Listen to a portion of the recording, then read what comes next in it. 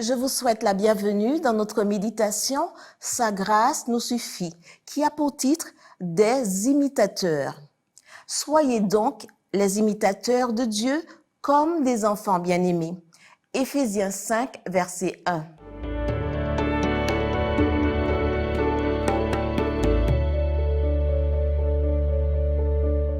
Dans Éphésiens 5, l'apôtre Paul donne 7 sages conseils.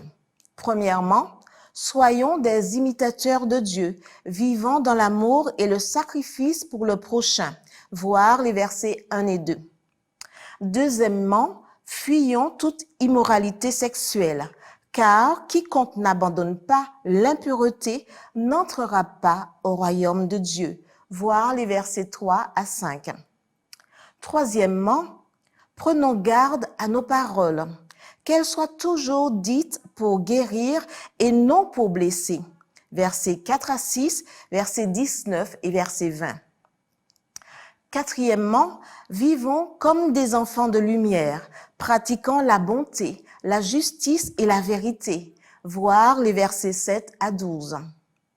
Cinquièmement, utilisons le temps sagement sans le gaspiller, voir les versets 14 à 17. Sixièmement, fuyons les boissons alcoolisées, voir le verset 18. Septièmement, que les maris aiment leurs femmes et que les femmes aiment leurs époux, voir les versets 21 à 33. Paul nous demande d'imiter Dieu dans l'amour et le sacrifice pour les autres. Le message adventiste fut introduit en Amérique du Sud grâce à George Riffel qui renonça à son confort et à ses amis aux États-Unis et donna la priorité à la diffusion de l'Évangile et au salut de ses anciennes connaissances et de nombreux inconnus. Sa mission et sa conviction furent renforcées par le soutien de 3 familles qui avaient également tout quitté et avaient voyagé avec lui. Les familles Frick, Yonke et Zimmerman. Le pasteur Rolando Bernard Eds, descendant de pionniers, raconte dans le livre Crespo Iglesia Madre, ce qui veut dire Crespo Église Mère, que des années plus tard, quand John Riffel a fait référence à son grand-père George dans une session de la conférence générale, il a mentionné 3 caractéristiques à lui. Premièrement, son esprit de prière et d'amour pour les réunions. Deuxièmement, son esprit missionnaire.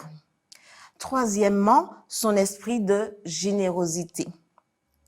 George avait un endroit spécial où il passait beaucoup de temps en prière. Son grand sujet était la mission.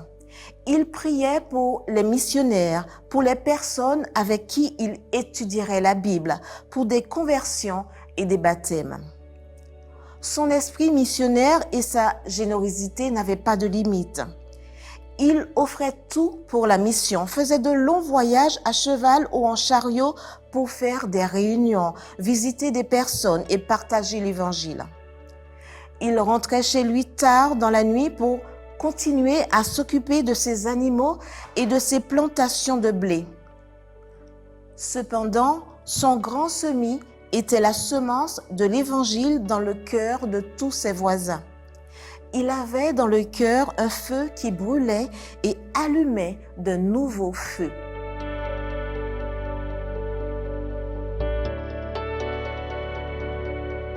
Les hommes pieux et expérimentés qui ont commencé cette œuvre, qui ont pratiqué le renoncement et ont tout sacrifié pour en assurer le succès, dorment maintenant dans la tombe.